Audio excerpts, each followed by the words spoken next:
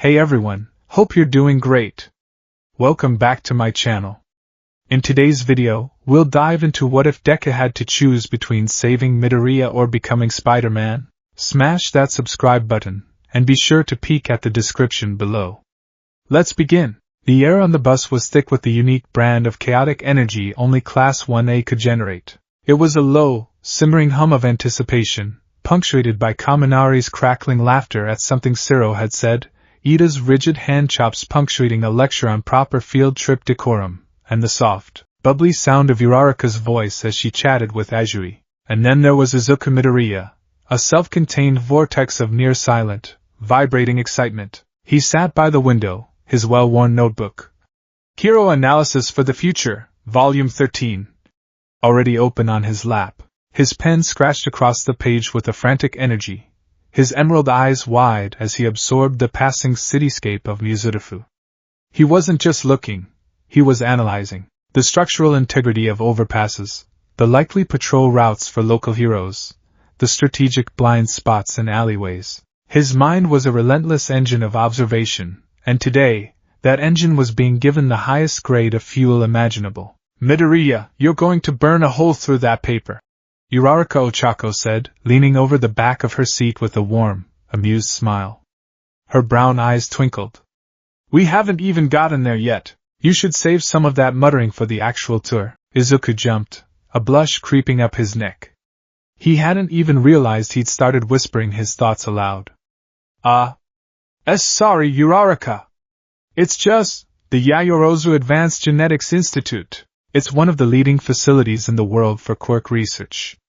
They were instrumental in the development of quirk-suppressant technology and support gear that interfaces directly with a user's biological markers. The chance to see their labs, it's like a dream. Ida Tenya, seated across the aisle, swiveled in his seat with perfect, 90-degree precision. Indeed! While I share your enthusiasm, Midoriya, remember Mr. Aizawa's directive. This is an educational excursion focused on the support industry. We are to observe, learn, and represent UA High with the utmost professionalism. He punctuated his statement with a crisp, slicing motion of his hand. Yeah, class rep. A gruff voice drawled from 2 rows back. Katsuki Bakugo was slouched in his seat, feet propped up, his crimson eyes glaring out the window with profound boredom. It's a field trip for a bunch of damn nerds to look at other nerds in lab coats. Wake me up when we get to blow something up. Kirishima, ever the peacekeeper, clapped a hand on Bakugo's shoulder. Come on, Bakugo, this is cool. It's all about understanding the science behind our quirks. That's super manly, Bakugo just snorted, a plume of smoke like contempt. My quirk is simple. I sweat it goes boom. Don't need some egghead in glasses to explain it to me. He shot a dark look towards the front of the bus, his gaze lingering on Izuku for a half-second too long. It was a look that still held the phantom sting of years of history, a look that questioned Izuku's very presence in this elite class. Izuku shrank a little under the glare, his enthusiasm momentarily dampened. He ducked his head back towards his notebook, the familiar sting of insecurity a ghost haunting the edges of his newfound confidence. He was here. He was a hero in training, the chosen successor to All Might. But the shadow of quirkless Deku was long, and Bakugo had a talent for making it feel chillingly present. The bus slowed, pulling up to a structure that looked less like a laboratory and more like a monument to the future. The Yayorozu Advanced Genetics Institute was a sweeping marvel of white nanoceramics and brilliant blue glass, its architecture flowing in elegant, organic curves. It gleamed under the midday sun, a beacon of human ingenuity. As they disembarked, their homeroom teacher, Shota Aizawa, unzipped himself from his yellow sleeping bag with a world-weary sigh. His tired eyes, bloodshot and heavy, scanned his students. All right, listen up, he said, his voice a low monotone that somehow commanded absolute attention. You're here for one reason, to understand that being a hero isn't just about punching villains. The people inside this building create the gear that keeps you alive. They research the biological mechanics that allow you to use your quirks safely. Pay attention. Don't touch anything. And if any of you cause an international incident, I'm not expelling you. I'm leaving you here. Momo Yayorozu stepped forward, a polite and slightly nervous smile on her face. Welcome everyone to my family's institute. I hope you find the tour illuminating. We'll be guided by Dr. Arisawa, the head of the bioaugmentation department. The inside was even more breathtaking.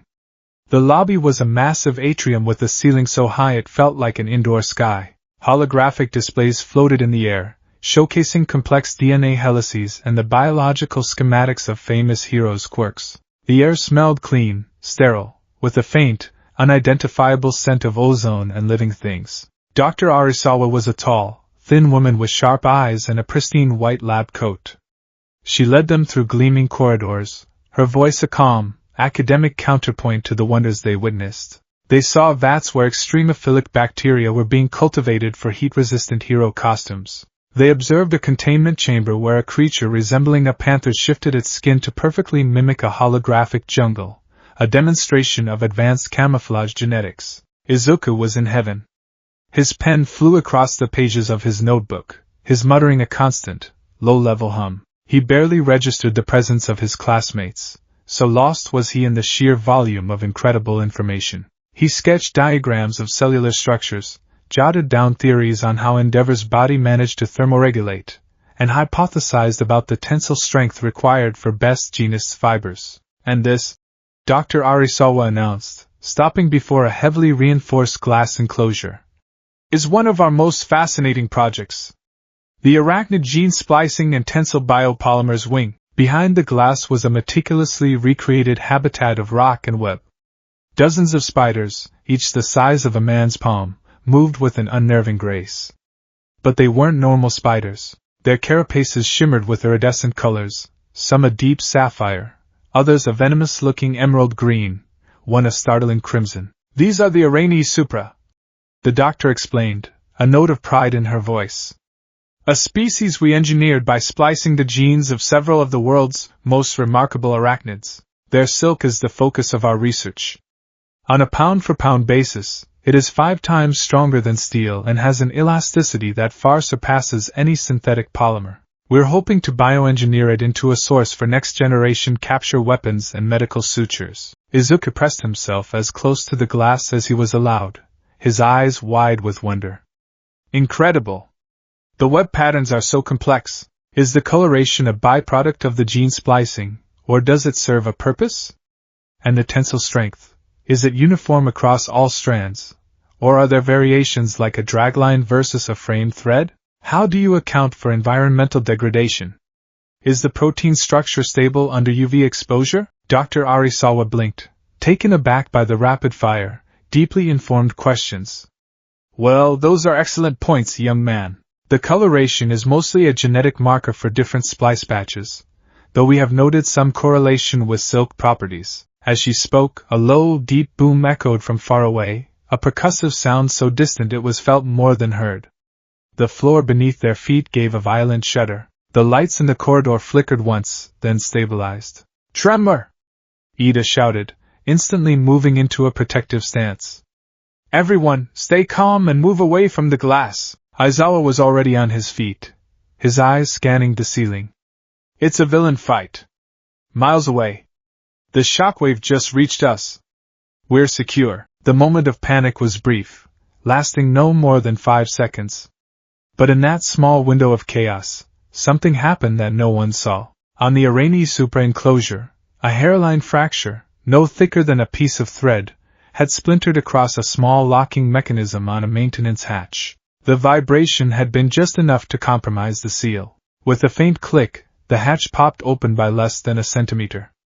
It was an opening so small it was practically invisible, but it was enough. One of the spiders, a specimen marked with a vibrant, almost radioactive-looking pattern of red and black, scuttled through the gap. It moved with silent, alien speed, dropping to the floor and scurrying under the enclosure's support frame, its dozen tiny eyes taking in the world of giants around it. Izuku, his focus absolute, had not moved. He was still pressed near the glass, his mind racing with the possibilities of the biosilk, completely oblivious to the small drama unfolding around him. His muttering had reached a fever pitch. The applications for rescue work alone would be revolutionary. A safety net that could catch a falling bus, or a person. You could create temporary structural supports. The escaped spider, perhaps drawn to the vibration of his voice or the heat of his body, crawled up the support frame and onto the toe of his iconic red shoe. It was a creature of instinct, and its new environment was a terrifying cacophony of light, sound, and pressure. It sought a dark, quiet place. It scurried up his leg, under the loose fabric of his school uniform trousers, a phantom touch so light he didn't even notice. The tour moved on. Dr. Arisawa, impressed by Izuku's intellect, directed a few more comments his way. Izuku, flustered and thrilled, answered with his usual stammering enthusiasm. He was so engrossed, he didn't feel the spider continue its journey up his torso and onto the back of his neck, seeking the warmth beneath his mess of green-black hair. He felt a sudden, sharp pain on the side of his neck, just below his hairline. "Ow!" he yelped, slapping the spot with an instinctual jerk. His hand came away empty. He rubbed the area, a hot, stinging sensation radiating from the point of impact. It felt like a particularly nasty wasp sting. "What's wrong, Deku?" Uraraka asked, turning to him with concern. "Oh, nothing," he said, forcing a smile. I think a bug bit me or something. It really stung." He craned his neck trying to see, but there was nothing. On the pristine white floor behind him, a small, dead spider with a striking red and black pattern lay curled and still, crushed by the force of his sweat. No one noticed it. It was just another speck in a vast, sterile environment. A wave of dizziness washed over him, hot and unpleasant. He blinked, shaking his head. The edges of his vision swam for a second. "Are you sure you're okay?" Ida asked, his brow furrowed with genuine worry. "You look a bit pale." "I'm fine," Izuku insisted, though the spot on his neck was now throbbing with a strange, feverish heat. "Just maybe I'm a little overwhelmed." "It's a lot to take in." He convinced them, and himself, that it was nothing. But for the rest of the tour, a low-grade thrum of wrongness settled deep in his bones. The sterile air seemed to hum with a new, unheard frequency. The bright lights felt too sharp, too invasive. He felt a headache blooming behind his eyes, and a chill began to creep into his limbs, a stark contrast to the burning heat on his neck. He chalked it up to the shock of the bite, a minor allergic reaction, perhaps. An unforeseen variable in an otherwise perfect day. He had no idea how profound that variable would be. The ride back on the bus was a blur. Izuku slumped against the window, the cool glass a welcome relief against his increasingly hot skin. The vibrant energy of his classmates seemed distant and muffled, as if he were listening to them from underwater. Uraraka's concerned questions and Ida's offers of motion sickness medication were met with weak, dismissive waves of his hand. "Just tired," he mumbled, his voice feeling thick in his throat. Information overload. It was a plausible lie. He had filled nearly 30 pages of his notebook. But the truth was a growing sense of physical misery. His muscles ached with a deep, throbbing weariness that went beyond simple fatigue. The chill had intensified, and he found himself shivering despite the warm afternoon sun streaming through the window. When he finally stumbled off the bus at UA's gates, Bakugo brushed past him, knocking his shoulder hard. "Watch it, Deku." The usual venom was in the name, but Izuku barely had the energy to flinch. He just swayed on his feet, his vision tunneling slightly. The walk home was the longest of his life. Every step was an effort. By the time he reached the door to his apartment, he was soaked in a cold sweat, his teeth chattering uncontrollably. His mother, Inko Midoriya, opened the door with her usual bright smile. "Izuku, welcome home, oh my goodness!" Her smile vanished, replaced by a mask of pure maternal terror. Her son, who had left that morning buzzing with life, now stood before her ashen-faced, his eyes glassy and unfocused, his body trembling like a leaf in a storm. "Izuku! What's wrong? Are you hurt?" She rushed forward, her hands fluttering over him, checking for injuries. Mom. I'm okay," he stuttered, his words slurring. "Just really tired. The field trip was a lot." "This isn't tired, honey, you have a fever," she said, her hand pressing against his clammy forehead. It was burning hot. She guided his trembling frame inside, her heart pounding with worry. "Straight to bed. I'll get a cool cloth and some water." "Did something happen? Did a villain attack?" "No, nothing," he whispered, letting her lead him to his room. The All Might posters lining his walls seemed to mock him, their bright, powerful smiles a stark contrast to his own wretched state. He collapsed onto his bed, the simple act of lying down feeling like a monumental achievement. The sheets, usually cool and comforting, felt like sandpaper against his hypersensitive skin. As his mother bustled about, her worried footsteps a drumbeat outside his door, the world began to warp.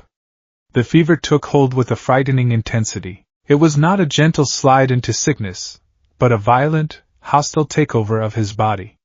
The shivering became violent convulsions that racked his frame. His bones felt like they were vibrating, humming with an alien energy. A deep, agonizing ache settled into his joints, a grinding pain that made him want to scream. He closed his eyes, hoping for the oblivion of sleep, but found only a new dimension of torment. His dreams were a chaotic, terrifying tapestry of sensation. He dreamt of webs. Not just seeing them, but feeling them. He felt a phantom connection to a million gossamer threads, each one vibrating with information. He could feel the weight of a dewdrop on a strand a block away, the frantic struggles of a fly caught in a web on a distant lamppost. The sensory input was a tidal wave, a deafening roar of data that threatened to shatter his mind. He was the weaver in the web, the center and the periphery, a nexus of a billion tiny touchpoints. He dreamt of falling. An endless plunge through a canyon of skyscrapers, the wind screaming past his ears. It was a gut-wrenching, terrifying freefall. But then, just as he was about to smash into the pavement, a new sensation bloomed in his chest, not the crackling fire of One for All, but a strange, instinctual surge. A phantom limb shot from his wrist, a sticky line that connected with a distant flagpole, and his plummet turned into a breathtaking, parabolic swing. The terror melted into exhilaration, a feeling of absolute freedom that was as intoxicating as it was alien. And through it all, there was the buzzing. It started as a low hum at the base of his skull, a strange pressure behind his eyes. But in the fever dream, it amplified into a psychic scream. It was a raw, unfiltered feed of pure danger, a car about to run a red light 3 streets over. A loose piece of masonry on a rooftop across town. The subtle shift in air pressure that preceded a closing door. It wasn't thought, it was pure, precognitive instinct, and its intensity was an agony. Danger, danger, danger, threat, warning, look out. The warnings overlapped, a chorus of alarms with no off switch. He saw flashes of a biological nightmare. He saw his own DNA, the familiar double helix, being invaded. A new, predatory sequence, sharp and angular, latched onto it, unwinding and rewriting his genetic code. He saw the world through a dozen faceted eyes, a fractured, terrifying mosaic of movement and light. He felt the phantom sensation of fangs descending from his gums. Too much, so loud. He groaned, thrashing in his sweat-soaked sheets. Falling, the web, make it stop. Inko rushed in, her face pale with fear. She placed a fresh, cool cloth on his forehead, trying to soothe his delirious mumbling. It's okay, baby, it's just a nightmare. Mom's here. But her voice was just one more sound in the overwhelming cacophony of his new senses. He was trapped in the crucible of his own biology, his body a battleground where the legacy of 9 heroes clashed with the potent, predatory venom of a single, genetically engineered spider. Dawn broke. The first thing Izuku registered was the silence. The buzzing in his head had receded to a barely perceptible thrum. The agonizing aches were gone. The chaotic dreams had vanished. He lay still, listening. He could hear the soft whir of the refrigerator in the kitchen. He could hear the gentle rustle of his mother sleeping in her room down the hall. He could hear the quiet ticking of his all-might alarm clock on his nightstand with a clarity that was unnerving. He could hear the individual, rhythmic drip, drip, drip of a leaky faucet in the bathroom. The fever was gone. Utterly and completely. He sat up. He didn't feel just better. He felt phenomenal. His body, which hours ago had been a prison of pain, now felt light, taut, and coiled with a calm, powerful energy. The air he breathed seemed richer, fuller. The colors in his room, the familiar red, white, and blue of his all-might merchandise, were sharper and more vibrant than he had ever seen them. He could see the individual fibers in his blanket, the tiny specks of dust dancing in the single shaft of sunlight cutting through his curtains. It was as if he had been living his entire life with a veil over his senses, and it had just been ripped away. Maybe it was just a really bad 24-hour bug, he thought, swinging his legs out of bed. A really, really bad one. His alarm clock began to blare, its cheerful All Might-themed jingle suddenly sounding abrasive and loud to his newly sensitive ears. He reached out to slap the snooze button, his hand moving with a speed that surprised him. Crunch! He froze. His fingers had not hit the button. They had gone through it. The plastic casing of his beloved alarm clock was dented inwards, spiderweb cracks radiating from the point of impact. He stared, horrified, at the indentations his fingertips had left in the hard plastic. He snatched his hand back, his heart beginning to hammer against his ribs. He looked at his hand. It was just his hand. Freckled, slightly scarred from training, but otherwise normal. There was no telltale crackle of green lightning, no glowing red veins of One for All. He hadn't activated his quirk. He was sure of it. That's weird, he thought, his analytical mind kicking in, trying to find a logical explanation.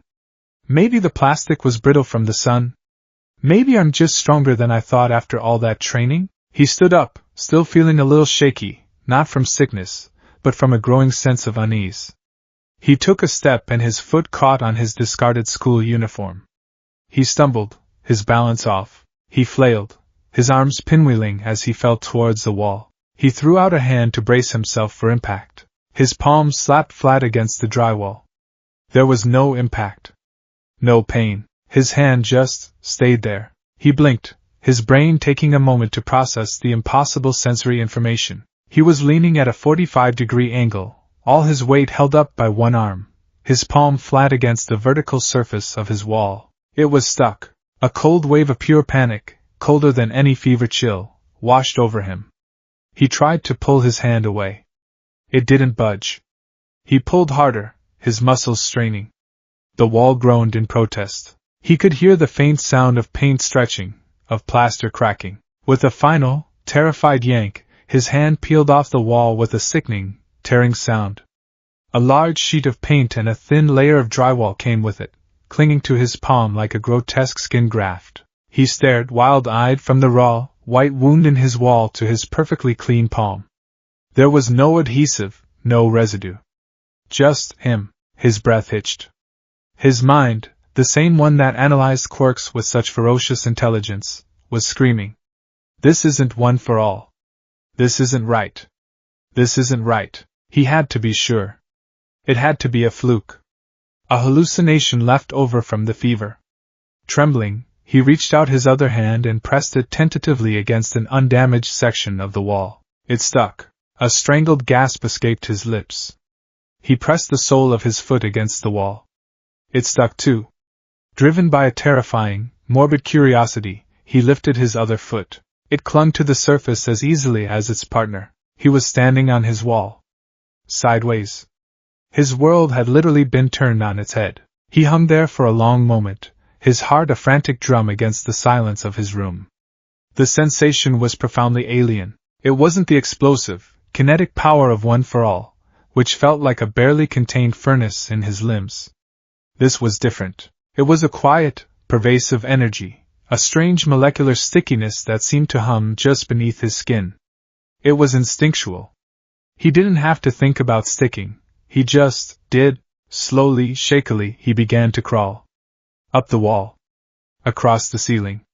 He moved over the smiling faces of his All Might posters, a silent, terrified creature in a sacred space.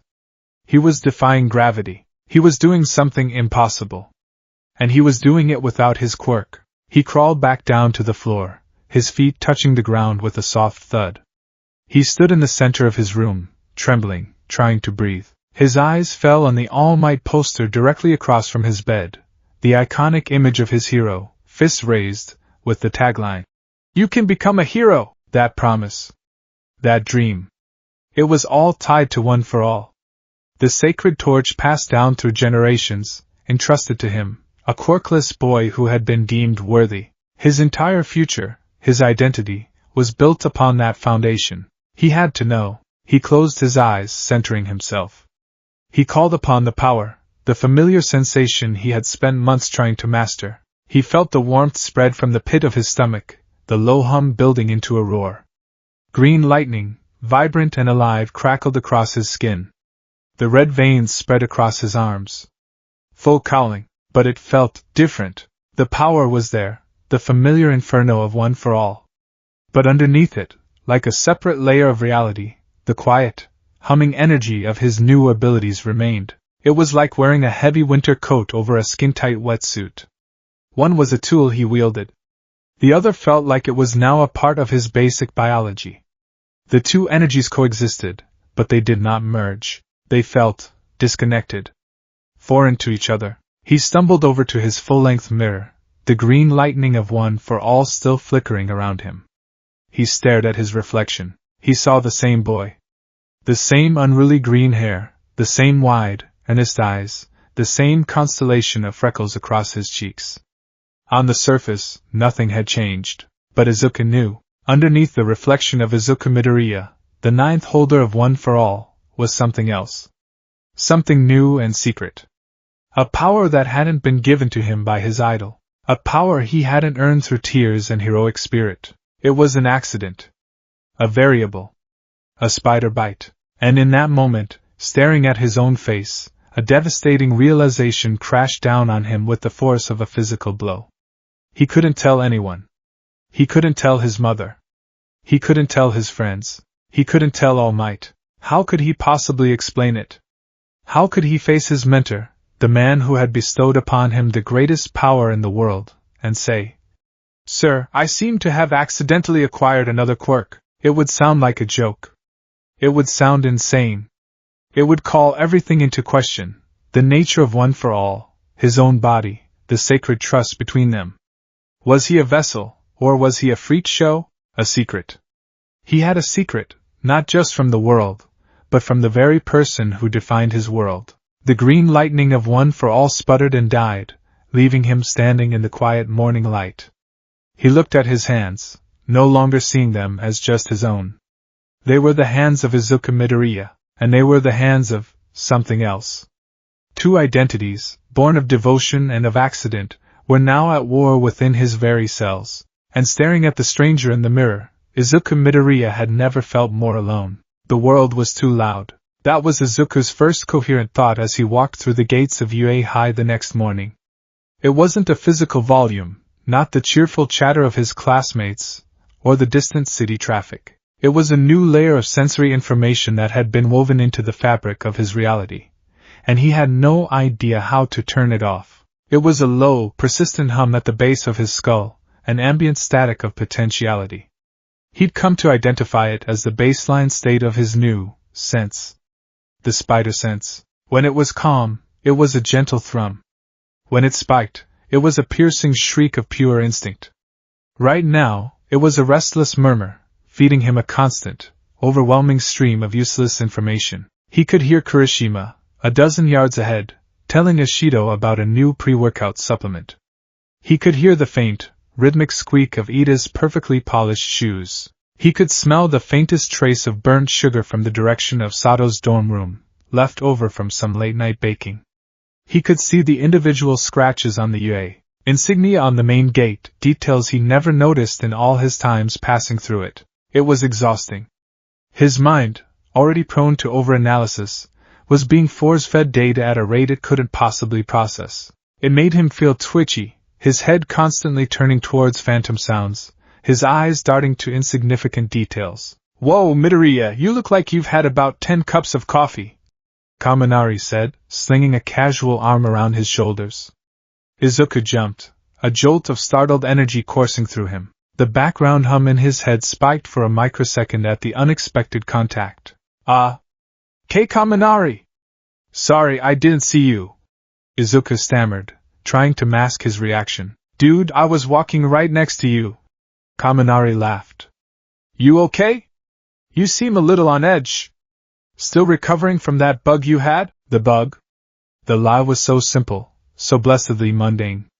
"Why yeah, something like that. Just a little shaky still." He peeled away from the group, feigning the need to check his locker, but really, he just needed space.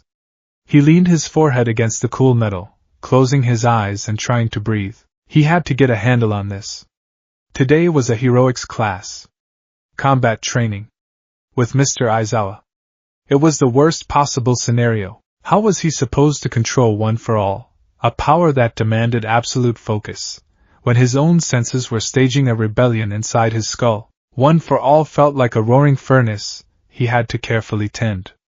These new powers felt like the house he was living in had suddenly become sentient, its every wire and pipe humming with an alien life. He took a deep, shuddering breath.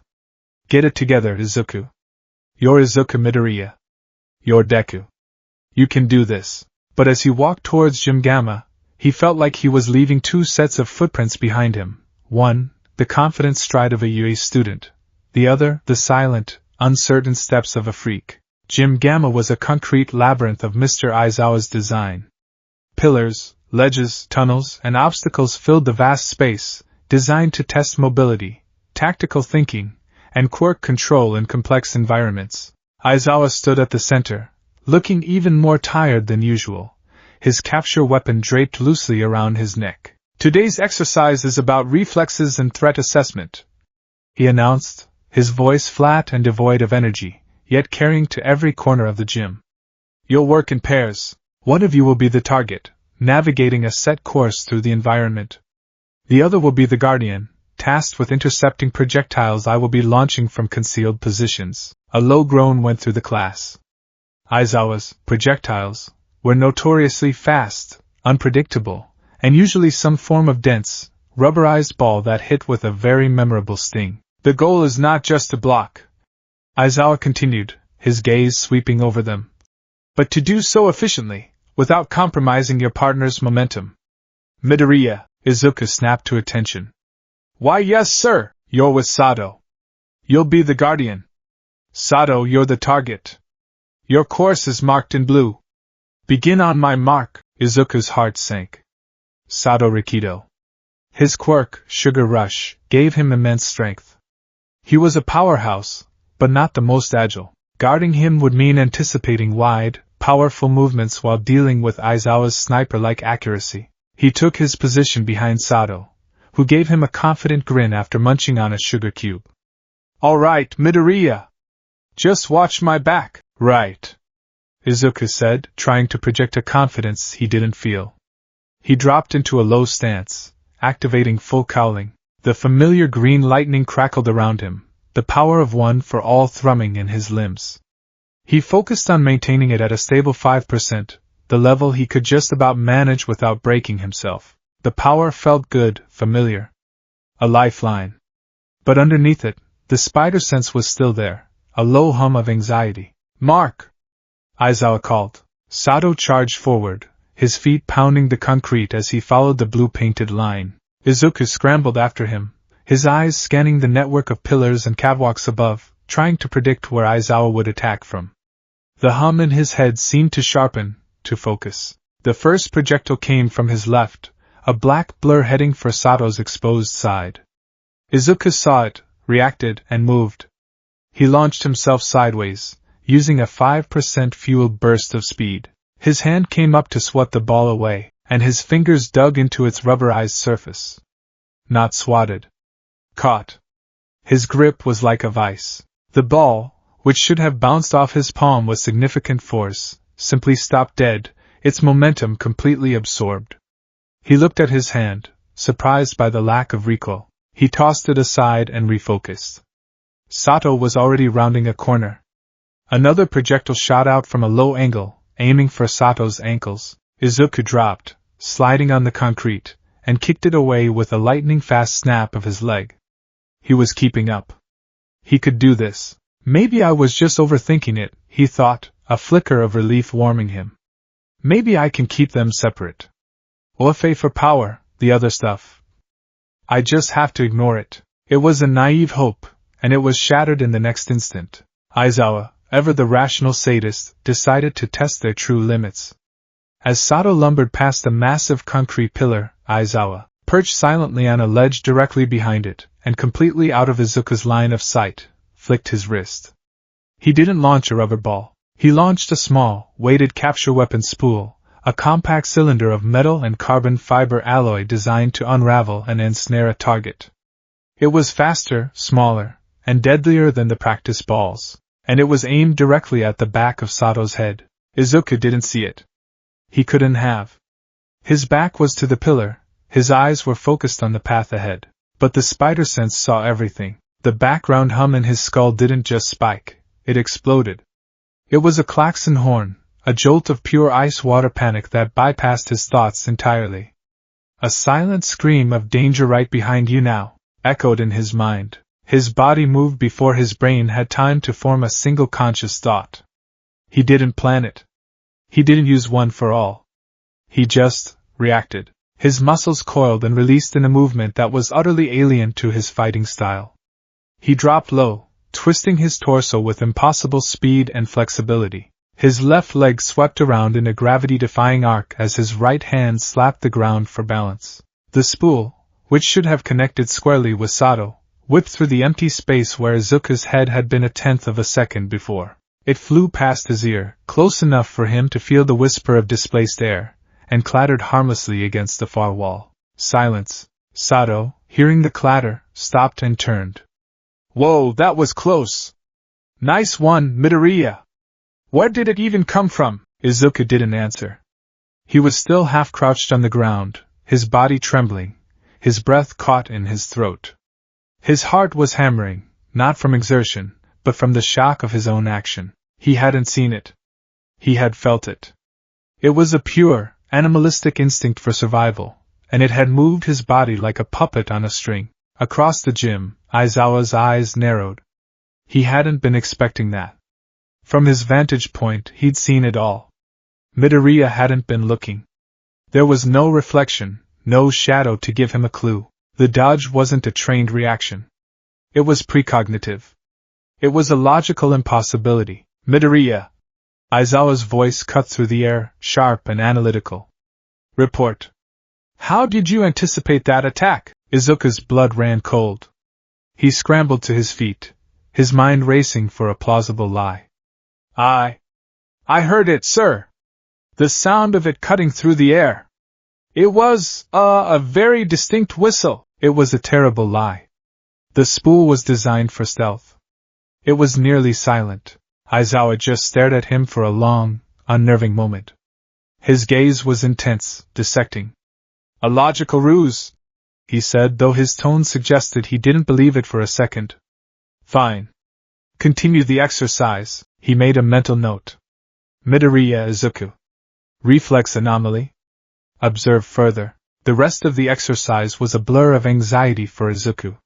He moved stiffly, deliberately ignoring the thrumming in his head, relying only on what he could see and the brute force of one for all. He was so terrified of his new instincts that his performance suffered, and he missed 2 more easy shots. He had survived the crisis, but he had drawn the one kind of attention he couldn't afford, the analytical gaze of his homeroom teacher. The final part of the class was a simple strength test, meant to gauge raw output after a draining mobility exercise. Students were to use a piece of support equipment developed by Power Loader, a hydraulic grip strength machine calibrated for high-tier quirks. Its reinforced frame was made of tungsten carbide, and its internal sensors could measure up to 500 tons of pressure. When it was Izuku's turn, he approached the machine with trepidation. All he had to do was be normal. Just a simple, controlled 5% burst. No instincts. No weirdness. He took a deep breath, wrapped his hand around the grip, and activated one for all.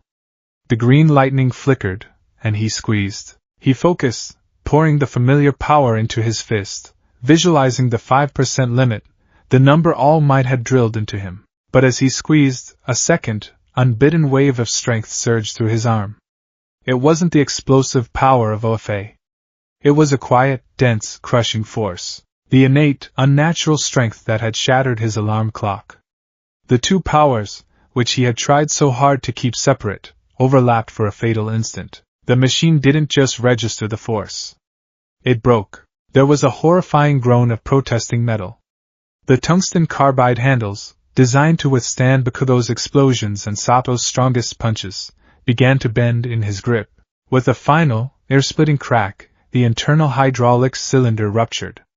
A shower of sparks and a spray of hydraulic fluid erupted from the machine's casing. The digital display flared to an impossible number before shorting out completely. Silence once again descended upon Jim Gamma, this time thick with astonishment and shock. Everyone stared at the smoking, broken machine, and then at Izuku, who stood there with his hands still on the warped metal, his eyes wide with horror. Holy crap, Midoriya! Kirishima exclaimed. That thing's supposed to be indestructible. Izuku snatched his hand back as if burned.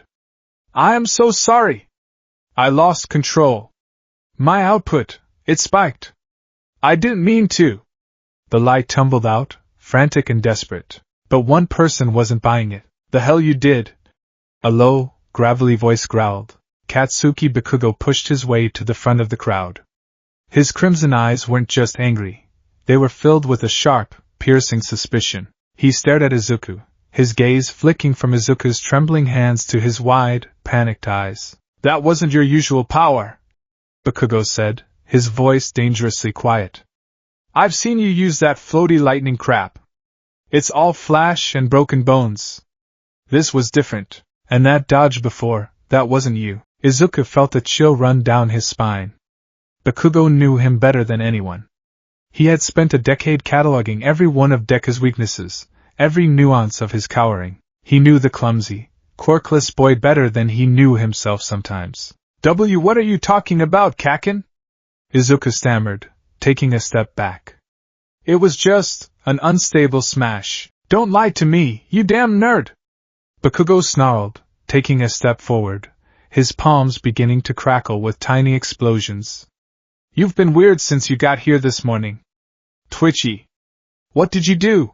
What other trick did you pull out of your ass? Bakugo, stand down. Aizawa's voice cut in, sharp as glass. Midoriya's quirk control is his own problem. The fact that he just destroyed a multi-million yen piece of equipment is my problem. Midoriya, you have detention. And you'll be writing a full report on output control. Now everyone, class dismissed. Bakugo shot Izuku one last look, a look that promised this was far from over.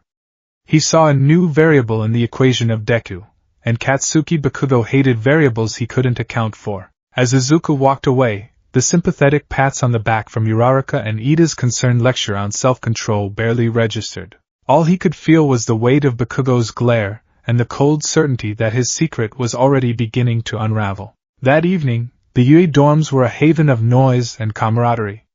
Most of his classmates were gathered in the common room, watching a movie. Izuku sat in his room, staring at a blank page in his notebook, the report for Aizawa completely forgotten. He couldn't focus. The hum was back, a low, insistent thrum in his skull. But this time, it felt different. It wasn't just a random feed of sensory data.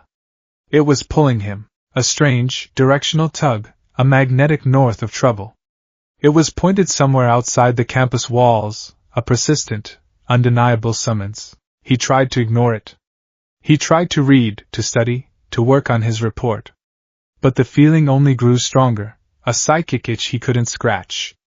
And then, woven into the hum, he felt a spike, a sharp, terrifying chord of raw fear. It wasn't his fear. It was someone else's. It's not your problem, he told himself, his hands clenched into fists. You're a student. You have rules. Going out there is vigilantism. It's illegal. All Might would. His thoughts trailed off. He thought of the alleyway years ago. The sludge villain. The pro-heroes standing by, unable to act. He thought of his own legs moving before he'd had a chance to think, running towards danger not because it was the logical thing to do, but because his body moved on its own. This felt like that. A primal urge to act. The spike of fear came again, sharper this time. A woman's terror. A man's guttural, angry shout. It was a clear signal, a distress beacon only he could receive. With great power comes great responsibility. The phrase surfaced in his mind unbidden. It wasn't something All Might had said. It felt older, more fundamental. A piece of the spider's predatory instinct, twisted into a new, human shape. He couldn't stay here. He just couldn't. With a surge of frantic energy he moved. He pulled on a plain, dark green hoodie, the color reminiscent of his own hero costume. He grabbed a simple black fabric mask, the kind people wore when they were sick, and a pair of dark, unassuming gloves. It wasn't a costume. It was a disguise. A desperate attempt at anonymity. He crept to his window. UA's security was second to none, but it was designed to stop intruders from getting in. He swung his window open, the cool night air hitting his face. He was on the 3rd floor. It was a dangerous jump. He didn't jump. He leaned out, placed his hands on the wall, and felt that now familiar, terrifying stickiness take hold. He crawled out, his body parallel to the ground, and began to descend the dorm wall, a silent shadow moving in the night. The two sets of footprints had now fully diverged. One path stayed in the dorm, asleep in his bed. The other was now scaling a wall, leaving no prints at all. He followed the hum. It led him away from the pristine campus and into the darker, older parts of Midoriya.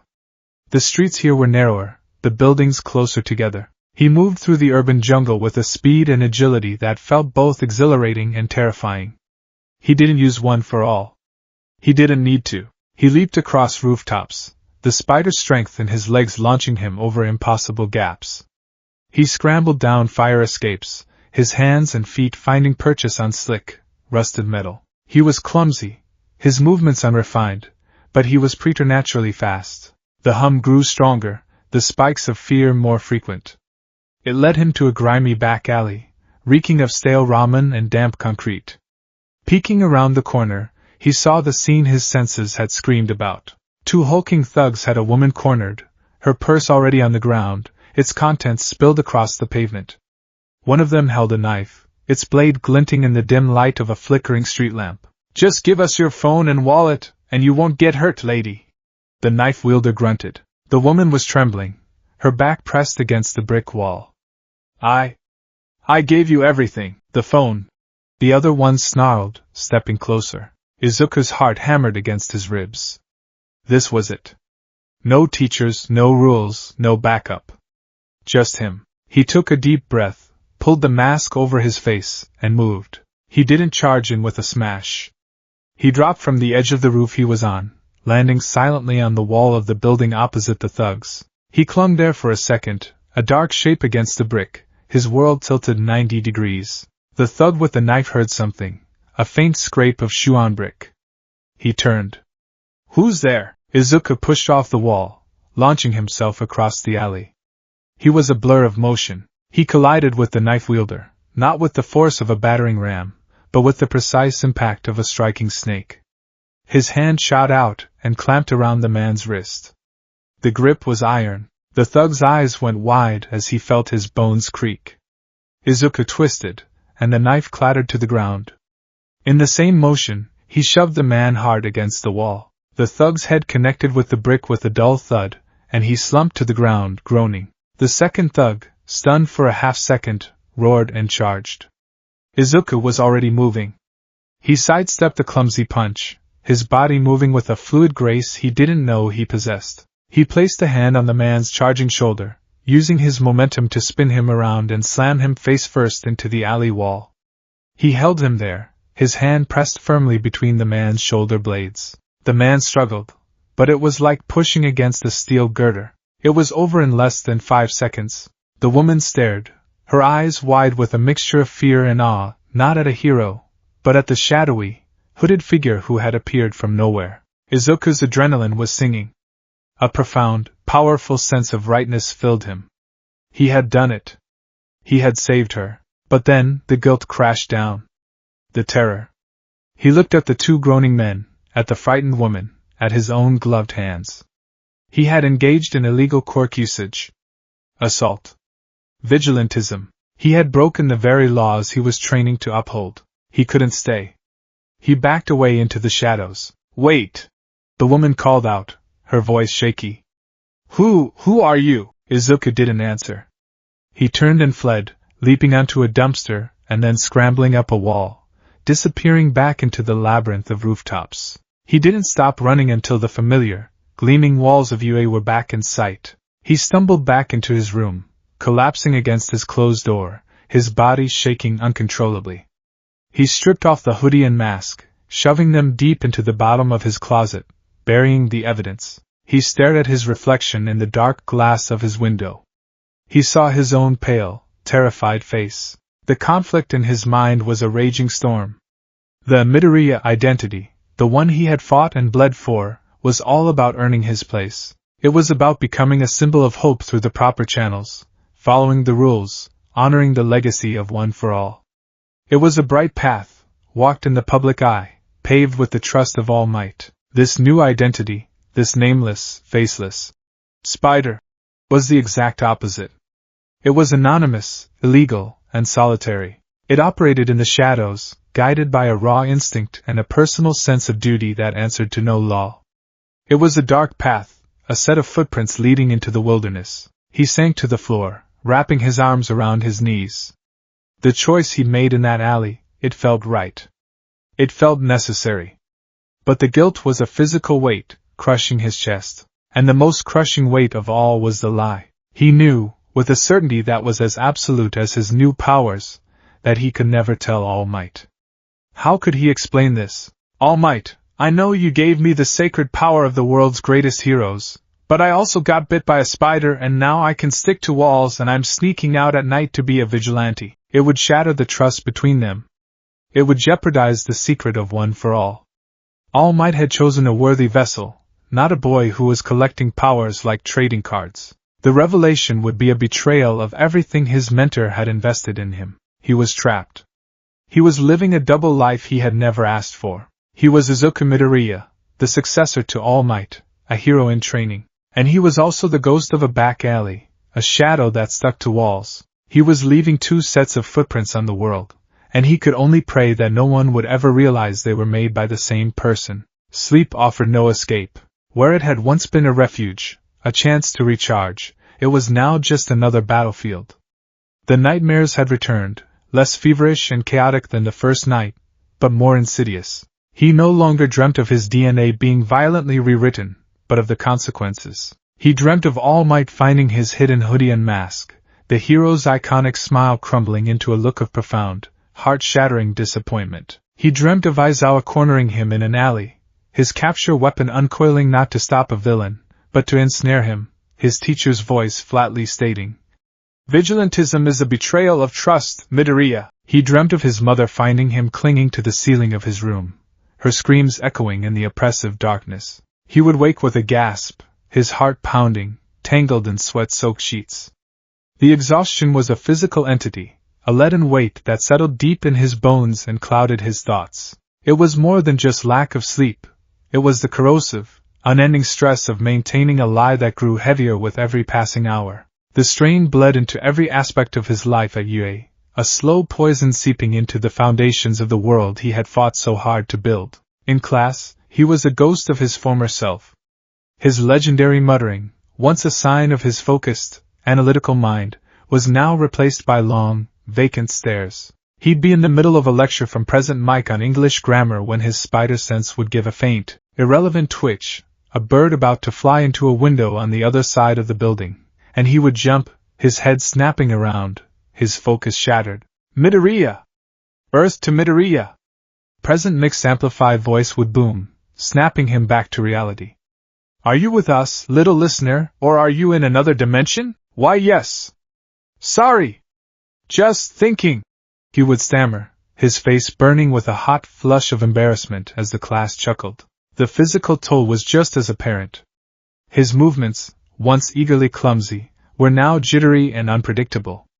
He'd reach for a textbook, and his hand would stick to the cover for a microsecond too long. He'd lean back in his chair and a phantom sense of balance would kick in, keeping him from tipping over when he should have.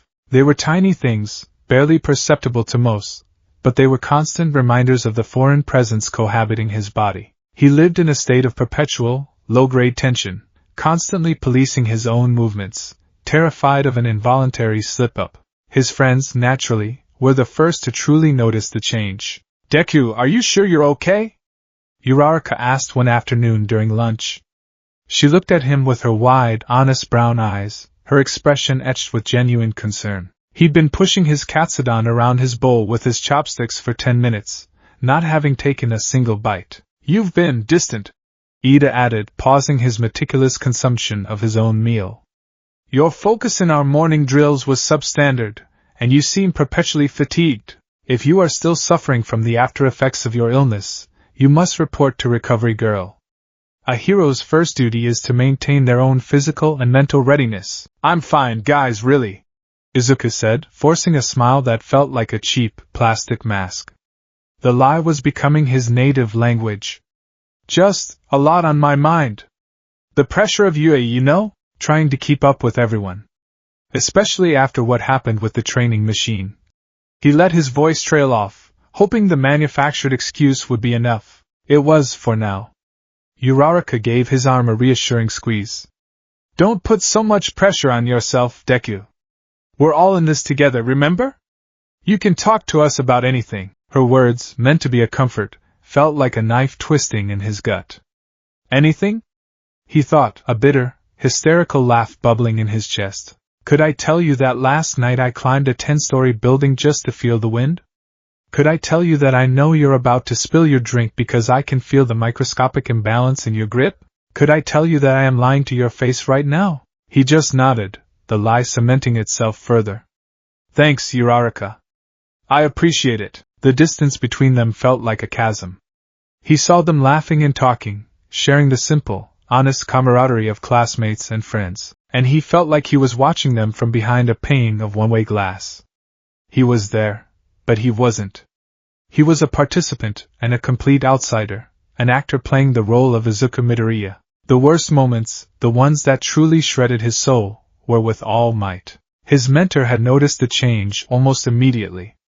All Might, in his skeletal form as Toshinori Yagi, possessed an insight that went beyond simple observation. He had chosen Izuku for his heart, his spirit, and he could sense that the bright, unwavering flame he had seen in the boy was now flickering, choked by some unseen smoke. He called Izuku for a private training session at one of UA's more secluded gyms, away from prying eyes. The stated purpose was to work on Izuku's erratic one-for-all output, a direct consequence of the destroyed machine.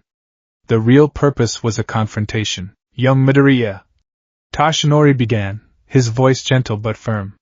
He stood before Izuku, his frame thin and fragile, yet radiating an undeniable authority. We need to talk. Izuku's stomach plummeted. About my control, right? I know, All Might, I'm so sorry.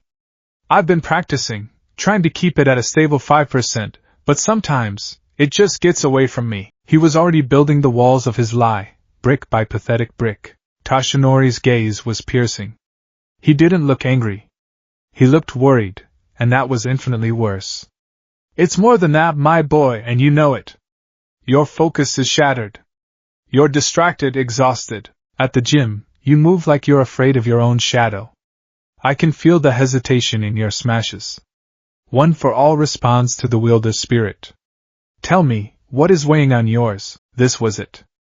The moment of truth. The fork in the road. One path was honesty. He could open his mouth and let the whole, insane, impossible story spill out, the spider, the wall crawling, the vigilantism. He could share the burden, seek guidance from the one person in the world he trusted implicitly. But the fear was a physical thing, a cold hand gripping his throat. The fear of that look of disappointment.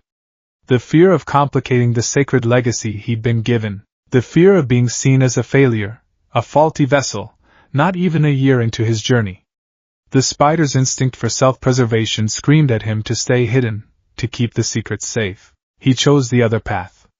The lie. It's nothing, All Might, Izuku said, forcing himself to meet his mentor's gaze, though it felt like staring into the sun. The words tasted like ash in his mouth. It really is just the pressure. The USJ incident, seeing you like that, and then everyone in class is so amazing, their quirks are so powerful and they have such good control. Bakugo is making leaps and bounds, Todoroki is on another level, and I'm still here, breaking my bones and destroying equipment. I feel like I'm falling behind. I'm scared of failing you. That's all. He was weaving threads of truth into the tapestry of his lie, a tactic he was learning with frightening speed. He was scared of failing. He was feeling the pressure. These truths gave his deception a veneer of plausibility. Toshinori was silent for a long moment, studying Izuku's face. Izuku's heart hammered against his ribs. He sees it. He knows I'm lying. The lie is written all over my face. But then, a wave of profound sadness washed over Tashinori's features. He sighed, a weary, rattling sound. Ah! The weight of the symbol, he said softly, more to himself than to Izuku. I should have known. I carried that same weight for decades. The feeling that any sign of weakness, any hesitation, would let the whole world down. He believed it. The relief that washed over Izuku was so intense it made him dizzy, but it was immediately followed by a wave of self-loathing so powerful it almost brought him to his knees. He had just lied to All Might's face. He had taken his mentor's genuine concern and twisted it, using his own manufactured insecurities as a shield for his real secret. It was a betrayal more profound than any act of vigilantism. It was a betrayal of the very spirit that had made him worthy in the first place. My boy, Tashinori said, placing a frail hand on Izuku's shoulder. The touch was meant to be comforting, but it felt like a brand. You must not let the pressure consume you. One for All is a part of you now, but your journey is your own. It will have stumbles. It will have setbacks. Do not compare your Chapter 1 to someone else's, Chapter 20. Your growth has been phenomenal. Do not lose sight of that. I won't, Izuku whispered, his voice thick with unshed tears. He was crying not from All Might's encouragement, but from the crushing weight of his own deceit. The rest of the training session was a painful charade. Izuku focused with every ounce of his being on One for All, pushing the spider sense and the alien strength down, burying them deep. He performed passively, his control still shaky but improved, enough to satisfy his mentor's immediate concerns. As he walked away from the gym that day, he felt a part of himself calcify. The lie was no longer just a shield. It was becoming a part of his structure, a new, harder bone in his soul. And he knew, with a chilling certainty, that the more he lied, the more he would have to do to protect that lie. The instinctual pull to go out at night didn't fade. If anything, it grew stronger. The spider sense was a constant companion, a backseat driver in his mind, and it screamed for release. It was an urge to move, to climb, to swing, to be free of the rigid confines of school and secrecy. After his first disastrous outing, he knew the simple hoodie and mask weren't enough. They were clumsy, they offered no real protection, and they screamed amateur. If he was going to continue down this path, and a dark, honest part of him knew he needed something better. He needed to build the Spider-Man identity into something real, something functional. This led him to the one place on campus that was a paradise of chaotic creation, the support course development studio. He went late at night, long after classes had ended. The studio, usually a cacophony of explosions, grinding metal, and May Hatsum's maniacal laughter, was quiet. The air still smelled of ozone and hot metal. Tools were strewn across workbenches, and half-finished babies, as May called them, lay in various states of assembly. He found May exactly where he expected to, hunched over a workbench, her pink dreadlocks tied back, goggles perched on her forehead, soldering a complex circuit board with intense concentration. H. Hatsum-san? Izuku called out tentatively. May didn't look up. If you're here to complain about the EMP burst that knocked out the power to the West Wing for 5 minutes, the forms are on the door. My baby needed a little more juice than expected. No, it's not that. I need a favor, Izuku said, stepping into the light. May finally looked up, her zoom-lensed eyes focusing on him. A wide, slightly unhinged grin spread across her face. Midoriya! My first client! Come to see about upgrading your costume? I have some excellent ideas. Rocket boots? A grappling hook that doubles as a taser? A helmet that feeds you nutritional paste so you never have to stop for lunch? No, something a little more discreet, he said, his heart pounding. This was another lie, another dangerous half-truth. I'm working on a personal training project. To improve my agility and stealth, I need some specialized equipment. But I want to try and build it myself. As part of the project, I was hoping you could lend me some materials and maybe some advice? May's eyes lit up with the fire of 1,000 exploding suns. A fellow inventor. A potential collaborator. A secret project.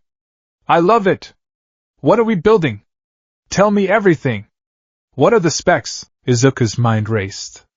He had to give her something plausible, something that wouldn't give his entire secret away. He fell back on his analytical strengths. I'm thinking of a full-body suit, he began, pulling out a fresh notebook where he'd already sketched some rough designs. Made of a durable but lightweight, stretchable polymer, something that won't restrict movement. And I need reinforced gloves and boots. For gripping. For gripping? Mei's eyes zoomed in on his hands. Like Kirishima's hardening? Or something else? Adhesion? Friction coefficients? Friction coefficients. Izuku latched onto the term. Exactly. I'm working on a training method to scale walls using friction and minimal handholds, so I need a material with an extremely high static friction rating. It was a lie built on a bedrock of physics, the best kind of lie, and then came the hardest part. The web shooters. I also need a delivery system, he said carefully, for a high tensile strength binding agent. A wrist-mounted device that can project a line of it accurately over a distance of, say, 30 to 40 meters. Mei's grin widened.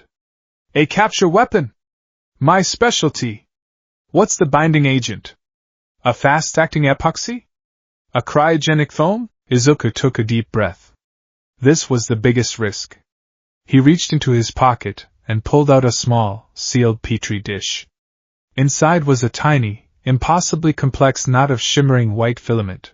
It was a sample of webbing he had managed to produce by accident that morning, a sticky residue that had shot from his wrist when he'd sneezed.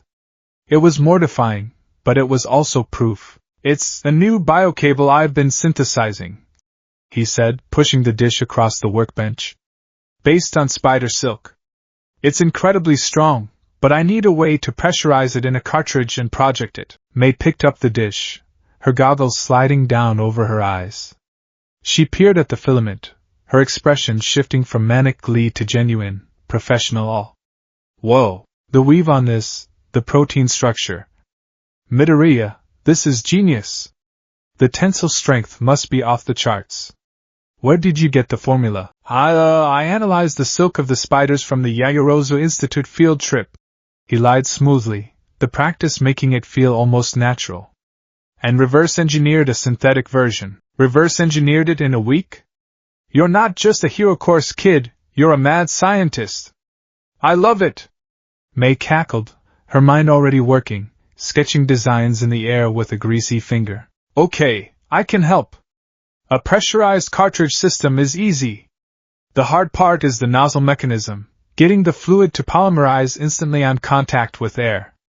But I have some ideas. We'll need scrap metal for the housing, microservos for the trigger mechanism, and some of my proprietary polymer blend for the suit itself. For the next few hours, under the harsh fluorescent lights of the support studio, Izuku Midoriya ceased to exist. He was just a builder, an inventor, lost in the focused, tangible work of creation. He and Mei worked with a strange, synergistic energy. His analytical mind provided the theoretical framework and precise requirements. Her chaotic genius and encyclopedic knowledge of engineering brought them to life. He fabricated the main body of the suit himself, stitching the dark, durable fabric that was a rejected prototype for one of Mei's own projects. It was a deep, midnight blue, with panels of a more flexible, blood-red material on the sides and limbs. He fashioned a full face mask, giving it large, white lenses made from the reflective material of a busted pair of Mei's goggles. They were one-way mirrors, allowing him to see out while completely obscuring his eyes. It was a face without features, anonymous and intimidating. While he worked on the suit, Mei tinkered with the web shooters. She helped him design a small, wrist-mounted device that housed the biocable cartridges. The trigger was a double-tapped pad on his palm, a motion that was specific enough to avoid accidental discharge. By the time the sun threatened to rise, it was done. He held the suit in his hands. It was patchwork, made of scrap, but it was functional. It was a second skin. He looked at the mask, with its blank white eyes, and at the sleek, metallic web shooters. He wasn't just hiding behind a hoodie anymore. He was actively, deliberately building a new identity from the ground up. He was giving a name and a face, or lack thereof, to the secret he was keeping. Each stitch in the suit, each screw in the web shooters, was another brick in the wall he was building between Izuku Midoriya and this new, emerging part of himself. He thanked May profusely, gathering up his new creations. "No problem, project partner," she said with a wave, already turning her attention to a grenade that apparently dispensed glitter. "Just be sure to let me know how my babies perform in the field. Data is everything." He slipped out of the studio and back to his room as dawn broke, the weight of the suit in his bag a heavy, tangible secret. He had lied to his friends. He had lied to his mentor. And now he had lied to a fellow student, manipulating her genius for his own clandestine purposes. He looked at his reflection in the mirror, his face pale with exhaustion. The boy staring back at him looked older, his eyes carrying a burden that wasn't there a week ago. The weight of his lie was no longer just a feeling. It was a physical thing, a suit and a mask and a set of weapons, hidden in the bottom of his closet, waiting for the sun to go down. The first time he put on the full suit, it felt like a funeral. He stood in the cramped confines of his dorm room, the moonlight casting long shadows across his all-might posters. He was burying Izuku Midoriya, if only for a few hours. The boy who dreamed, who analyzed, who cried with joy at his own progress, he had to be locked away. In his place stood something else, something born of shadow and instinct. The suit itself was a marvel of scrap-heap ingenuity. The dark blue and red polymer blend clung to him like a second skin, the material surprisingly breathable yet tough. It was a stark contrast to his official hero costume, which felt bulky and aspirational. This felt native. The gloves and boots, lined with the high-friction material Hatsum had provided, gave him a tactile, unnerving connection to any surface he touched. He pulled the mask over his head. The world sharpened through the large, white lenses. His vision was clear, but his face was gone. In the mirror, a stranger stared back. An anonymous, arachnid-like figure with blank, impassive eyes. There were no smiles, no tears, just an unnerving stillness. It was the perfect disguise. It was terrifying. He strapped the web shooters to his wrists. They were cool and heavy against his skin, a tangible weight of the responsibility he was about to shoulder. He flexed his hand, practicing the double-tap motion against his palm. Thwip. A thin, white line of impossibly strong filament shot across his room and stuck to his all-might figurine on the bookshelf with a soft pft. He stared at the web line connecting his wrist to his idol.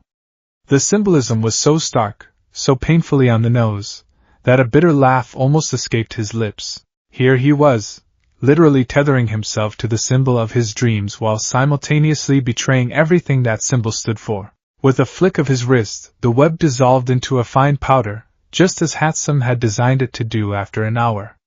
A temporary solution. A temporary identity. He slipped out the window, a silent wraith descending the dorm wall, and melted into the sleeping city of Muzurifu. The learning curve was steep and brutal. His first few nights were a clumsy ballet of near disaster.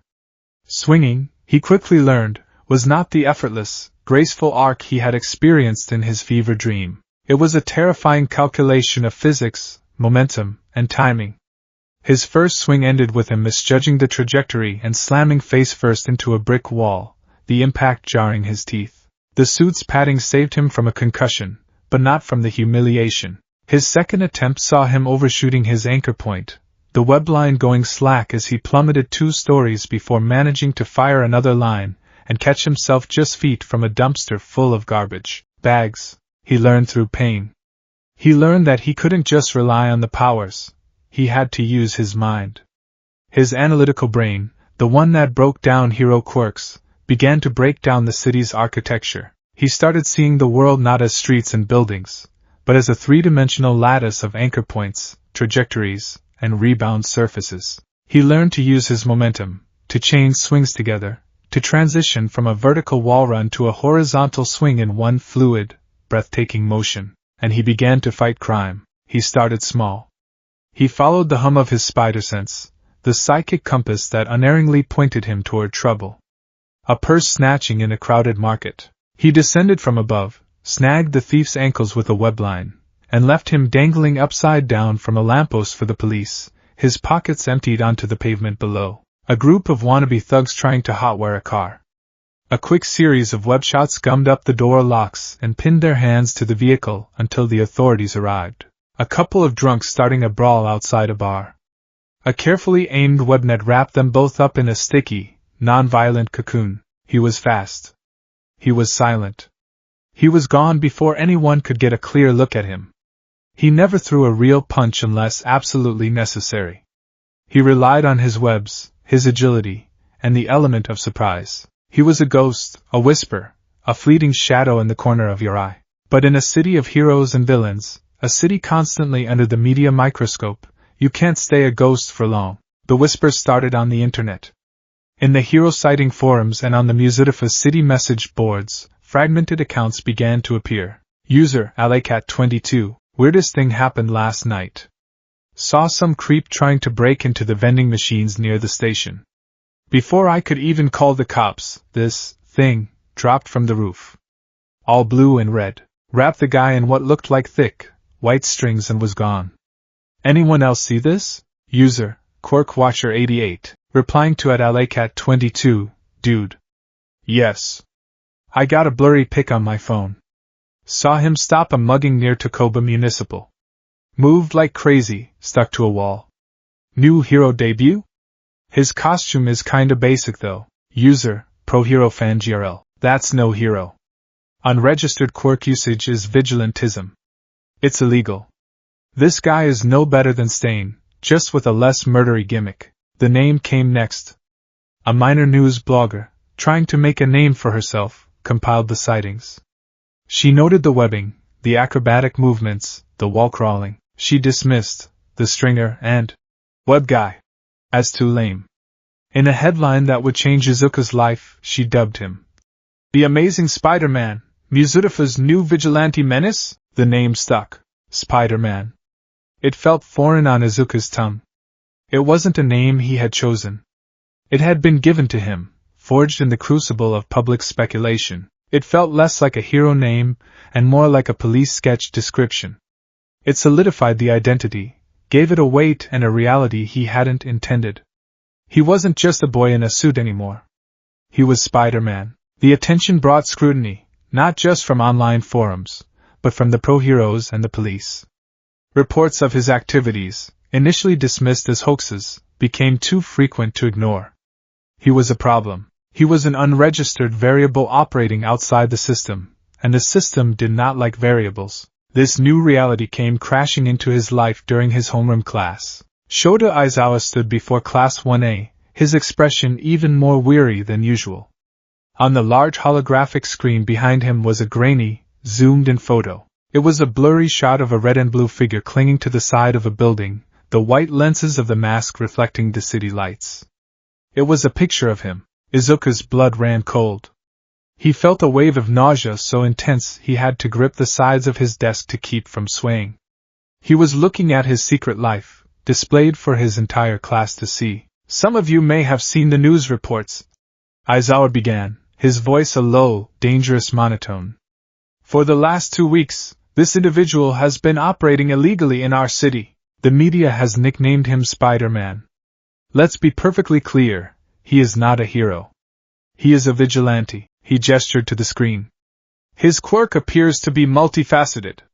Superhuman agility, adhesion to surfaces, and the ability to project some kind of high-tensile binding agent. He has, to date, interfered in 17 documented criminal incidents. While he has, arguably, prevented harm in these cases, his methods are unsanctioned, unregulated, and a direct challenge to the established hero system. Ida's hand shot into the air, chopping rigidly.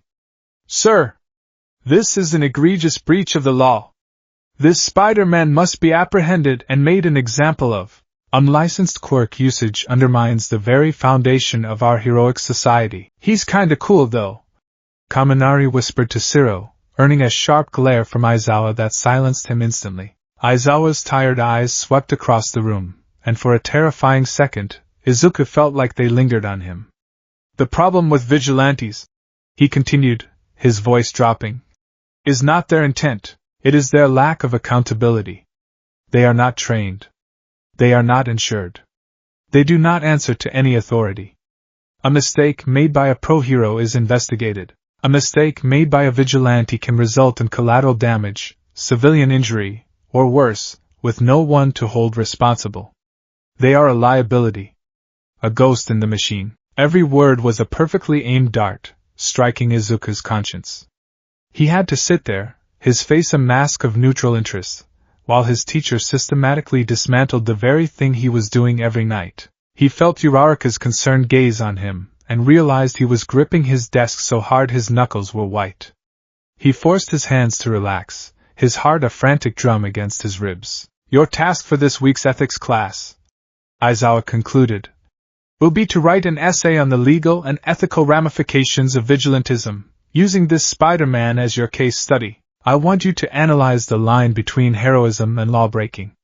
That is all. The irony was so thick, so suffocating, Izuku felt like he was choking on it.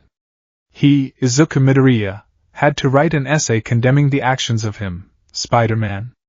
It was a new circle of his own personal hell. That night, the pull of the spider sense was stronger than ever. The pressure of Aizawa's lecture, the fear of exposure, the weight of the lie, it all coalesced into a desperate need to escape. He needed to be Spider-Man, not to fight crime, but just to breathe. He swung through the city, the wind whipping past him, a welcome scream that drowned out the noise in his head. He reveled in the freedom, the sheer, intoxicating joy of movement. For a few brief moments, he wasn't a UA student with a terrible secret. He was just a part of the city's nocturnal heartbeat. The peace was shattered by the shriek of alarms. A bank. The hum in his head, which had been a gentle thrum, spiked into a high-pitched whine of immediate danger. This wasn't a purse snatching. This was bigger. He perched on a rooftop across the street, his white lenses scanning the scene. The front doors of the Musudifus Central Bank were splintered. Inside, he could see 3 figures, all wearing cheap masks. 2 were herding the terrified staff and patrons into a corner while a third, a large, brutish man, was trying to tear the door off a vault. This is too much, a voice in his head, the voice of Izuku Midoriya, whispered. This is a job for pro-heroes. You should call the police and leave. You're out of your depth. But the spider sense was screaming. The raw terror of the people inside was a physical pain in his skull. The image of the woman in the alley flashed in his mind. He couldn't just leave. With great power, he took a deep breath. Okay, Spider-Man, he whispered to himself, the name feeling a little more real, a little more earned.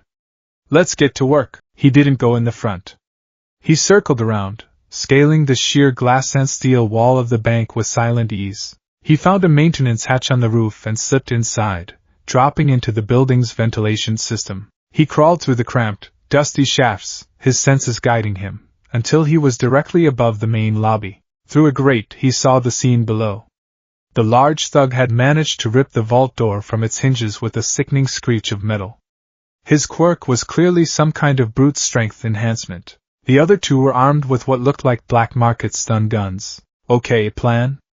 Take out the armed ones first. Create chaos. Use the environment. He webbed the grate to the ceiling to muffle any sound and then carefully removed it. He was now perched in a dark opening in the high ceiling, a spider in its web, looking down on his prey. He took aim. Thwip. Thwip. 2 silent, precise shots. The first stun gun was yanked from a thug's hand, flying up into the darkness of the vents. The second thug's hand was instantly webbed to the wall behind him. What the? Before they could react, he dropped. He didn't make a sound, landing in a low crouch on the marble floor behind the main counter. The thug whose gun he'd stolen spun around. Who's there? Izuku didn't answer. He web-zipped across the floor, a low, red and blue blur. He slid under the thug's clumsy attempt to grab him, came up behind him, and tapped his web shooter. A thick glob of webbing shot out, covering the man's face and pinning him to the floor. 1 down. The second thug was frantically trying to tear his hand from the wall, his eyes wide with panic. Izuku fired a rapid series of web lines, cocooning him completely against the wall, leaving him sputtering and immobilized. 2 down. The large one, the vault breaker, finally turned from his prize. He was huge, easily 7 feet tall, with muscles like granite boulders. He saw his two companions incapacitated and let out a roar of pure rage. "What are you? Some kinda hero? Something like that."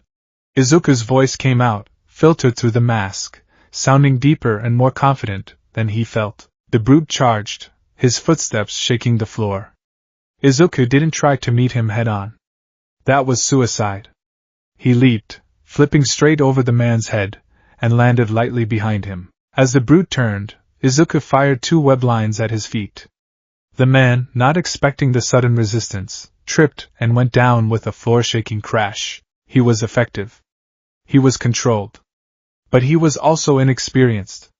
In his focus on the villains, he had neglected to watch the perimeter. He hadn't heard the silent arrival of a pro-hero on the scene. As he was about to fully web up the final thug, a new voice, calm and resonant, spoke from the shattered entrance. "That's enough, vigilante." Izuku froze. Standing there, bathed in the flashing lights of newly arrived police cars, was the pro-hero Kamui Woods. His arms were already beginning to transform into twisting branches, his wooden mask fixed on Izuku. "You are to surrender immediately," Kamui Woods commanded. "You are under arrest for illegal quirk usage and interference with the pro-hero operation." Panic, cold and absolute, seized Izuku. Aizawa's words echoed in his head. A lonely, dangerous path that will end in a prison cell or a morgue. He couldn't get caught. If he was unmasked, his life would be over. His dream of being a hero, his promise to All Might, everything, would turn to ash. He made a split-second decision. He fired a webline at the ceiling, not to escape, but as a distraction. As Kamui Woods' eyes followed the line, Izuku dropped a small, dense ball of webbing onto the floor. It wasn't a weapon, it was a smoke screen, releasing a cloud of the rapidly dissolving web powder. He sprinted for the side windows, his movements a desperate blur. Kamui Woods was fast, his wooden tendrils shooting out to ensnare him. Izuku ducked and weaved, the branches snagging at his suit. One wrapped around his ankle, but the spider strength in his leg allowed him to rip it free with a powerful kick. He dove through a plate glass window, tucking and rolling as he hit the pavement outside, shards of glass raining down around him. He didn't stop. He fired a webline at the nearest building and swung, putting distance between himself and the bank. Kamui Woods watched him go, not pursuing. He stood among the shattered glass, his expression thoughtful behind his mask. He hadn't gotten a good look at the vigilante's face, but he had seen something else. He'd seen the way he moved. The efficiency, the acrobatic flair, the way he'd used the environment. The way he'd dodged his lacquered chain prison. It wasn't the clumsy brawling of a street thug who had just discovered his powers. It was trained. It was refined.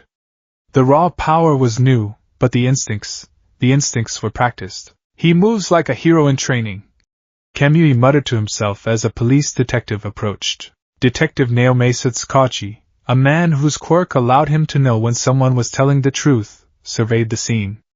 "Did you get a look at him?" "No," Kamui said, shaking his head. "But I can tell you this. He's young. His build, his agility, he's a teenager, maybe early 20s at the most.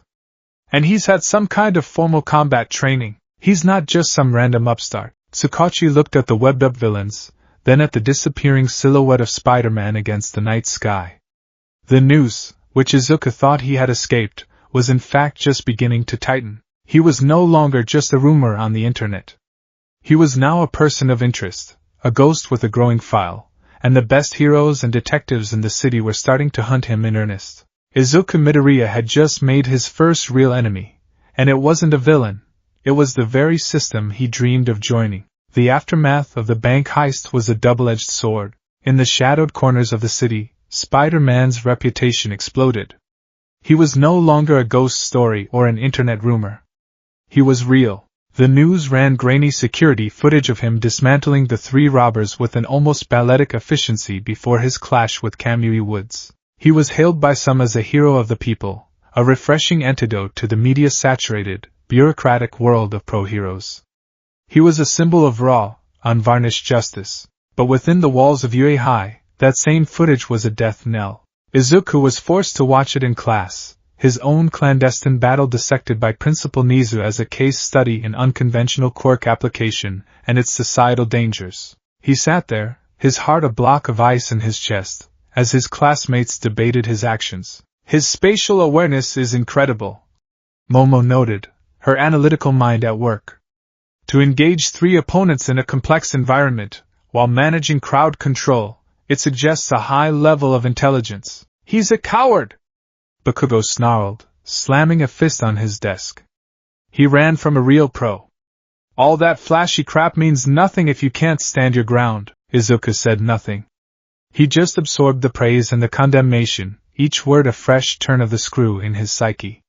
The lie was becoming a living thing, a parasite that fed on his silence. He felt fundamentally fractured, a boy split into 3 people, the earnest, struggling Deku his friends saw, the illegal, celebrated Spider-Man the city saw, and the terrified, isolated Izuku who was trapped between them, trying desperately to keep the two from meeting. He threw himself into his Yuri training with a renewed, almost frantic desperation. He saw it as a penance. If he could just master one for all, if he could become the hero All Might wanted him to be, maybe he wouldn't need Spider-Man anymore. Maybe he could silence the instinct that drove him into the night. But the 2 powers refused to be compartmentalized. They were oil and water, fire and ice, coexisting within the same vessel but never truly mixing. The spider powers were now a part of his base physiology. His senses were permanently heightened. His base strength and reflexes were far beyond what they should have been. When he activated one for all on top of that, the results were unpredictable, volatile. During a sparring session with Kirishima, he tried to execute a simple 5% kick. But the innate, wiry strength of the spider merged with the explosive burst of OFA. The kick was faster and more powerful than he intended. Kirishima, in his hardened form, barely got his arms up in time. The impact sent a spiderweb of cracks through his stone-like skin and launched him halfway across the training hall. "Whoa, Midoriya!" Kirishima exclaimed, shaking his stinging arms. "That was way more than 5%. So manly. You're getting crazy strong." Izuku just stared, horrified. He hadn't meant to. The 2 power sources had overlapped for a split second, and the result was an exponential, not additive, increase in force. It was a terrifying new variable in an already impossible equation.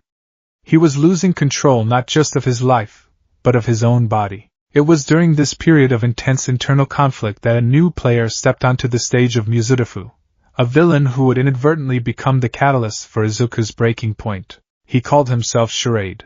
He didn't appear with a grand explosion or a public declaration of war. He started subtly. Strange, localized phenomena began to be reported across the city. A crowd of people on a busy street corner suddenly screamed and fled in terror from a terrifying, multi-headed beast that wasn't actually there. A subway car ground to a halt as its driver swore he saw the tunnel ahead collapse into a fiery pit, only for the illusion to vanish moments later. Charade's quirk was a masterpiece of misdirection, photokinesis and sonikinesis. He could bend light and manipulate sound waves to create hyperrealistic, multisensory illusions on a massive scale. He wasn't a powerhouse like Gigantomachia or a killer like Stain. He was an artist, and his canvas was the human mind. His motive, broadcast through hijacked public announcement systems after his illusions vanished, was theatrical and philosophical. "Heroes!" his disembodied, mocking voice would echo. "You trade in images, symbols. You sell the public a carefully constructed illusion of safety, a lie of invincibility. I am merely here to show them what a real master of illusion can do. I am here to break your grand performance, to expose the terrified, flawed actors behind the masks." He was a psychological terrorist, and his attacks were becoming bolder, more elaborate. He was a direct threat to the public trust, the very foundation upon which hero society was built. And he was smart enough to remain elusive, his illusions providing the perfect cover for his escapes. The inevitable collision course was set on a crisp autumn afternoon. Class 1A was on a supervised patrol exercise in a bustling commercial district, a few blocks from the UA campus. It was a low-stakes, public relations-focused event. They walked the streets in their full hero costumes, accompanied by Aizawa, practicing their observation skills and interacting with civilians. Izuku felt a knot of anxiety in his stomach the entire time. He was out in public as Deku, the smiling, earnest hero in training, but every rooftop, every alleyway, every high ledge called to the other part of him. He felt a constant, low-grade vertigo, as if he were simultaneously walking on the pavement and clinging to the side of a skyscraper. His spider sense had been a low, anxious hum all day, a sign of the general chaos of a crowded city. But then it changed. It wasn't a sharp spike of immediate danger. It was a slow, rising crescendo, a wave of wrongness that washed over him.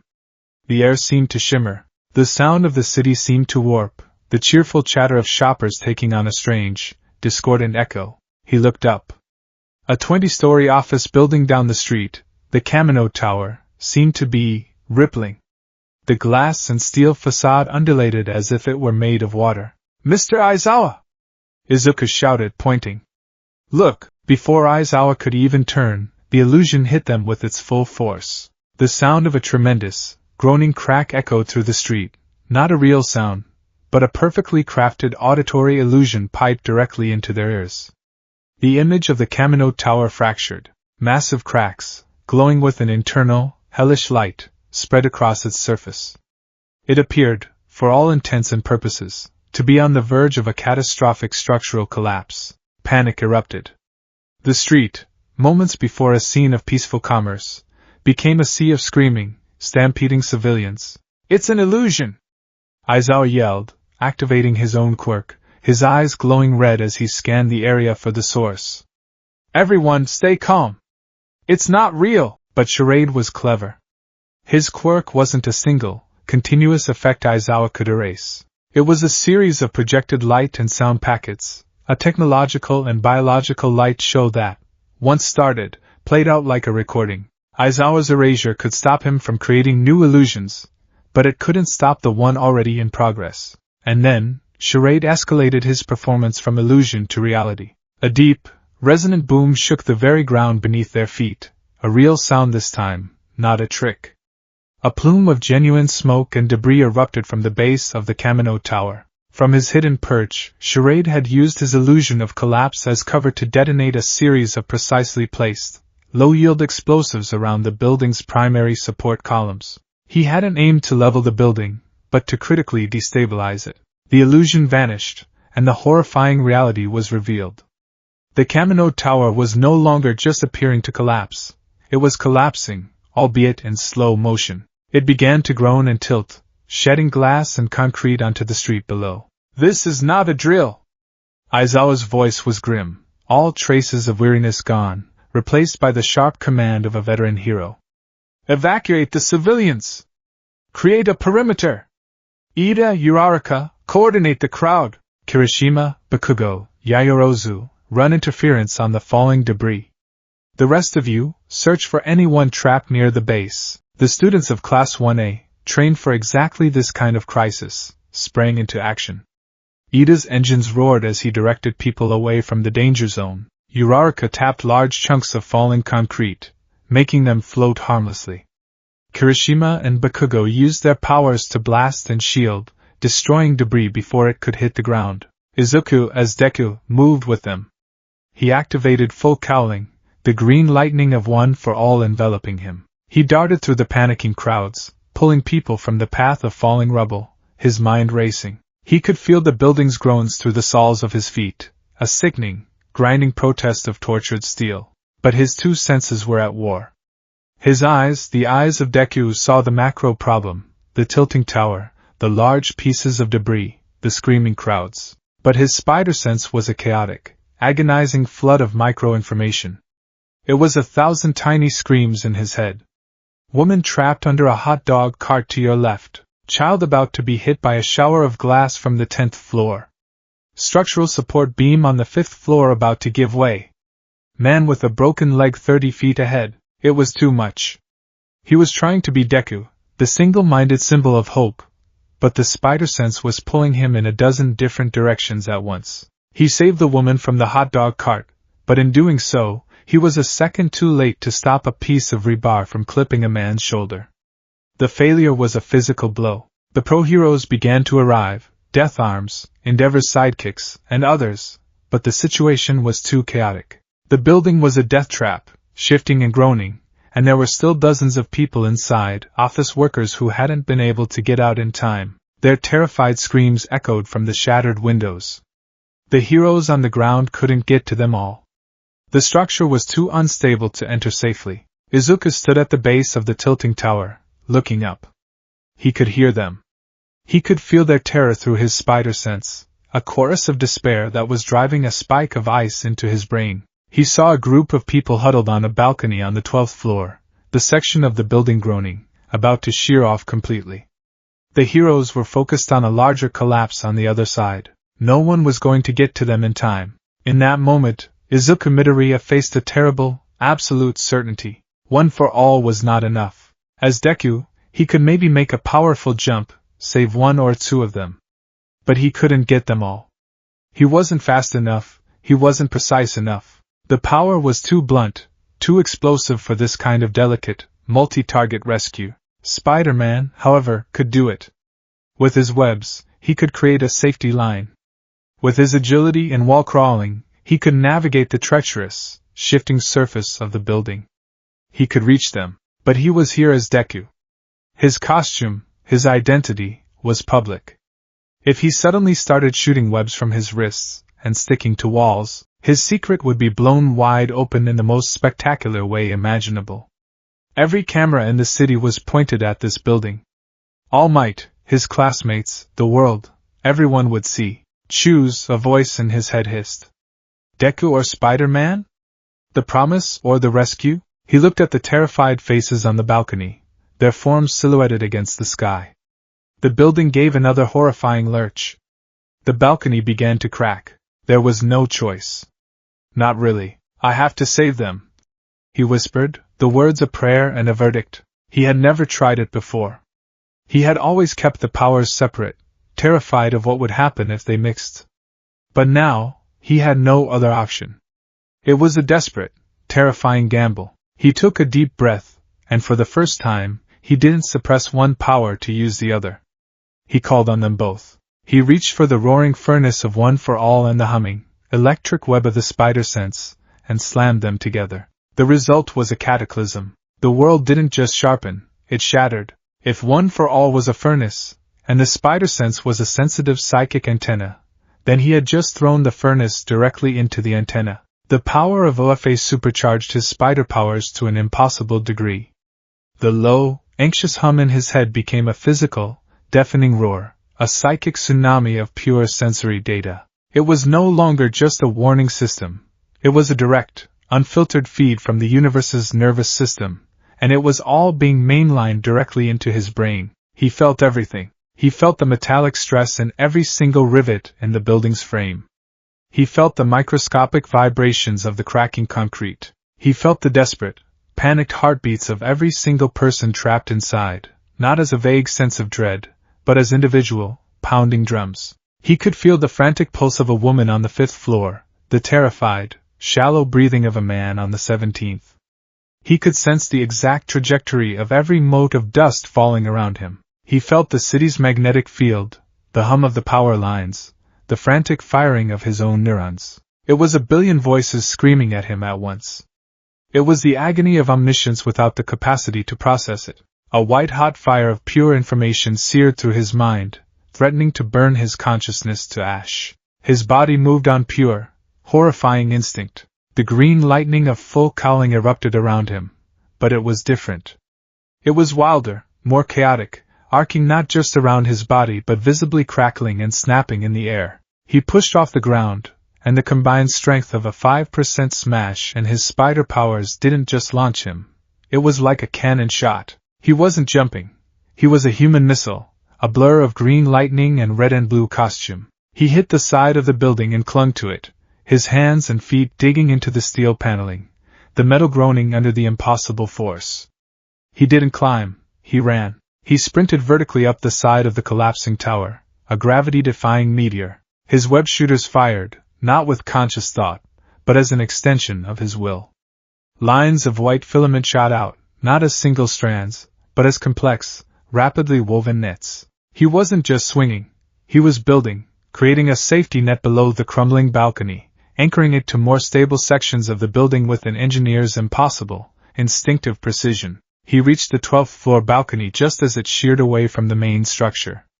For a horrifying second, the 5 people on it were in freefall. Izuku moved in a world that seemed to have slowed to a crawl.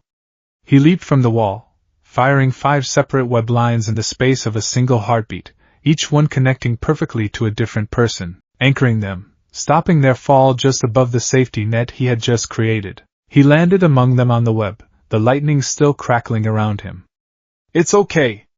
You're safe now," he shouted, his voice strained, a raw sound fighting against the sensory storm in his head.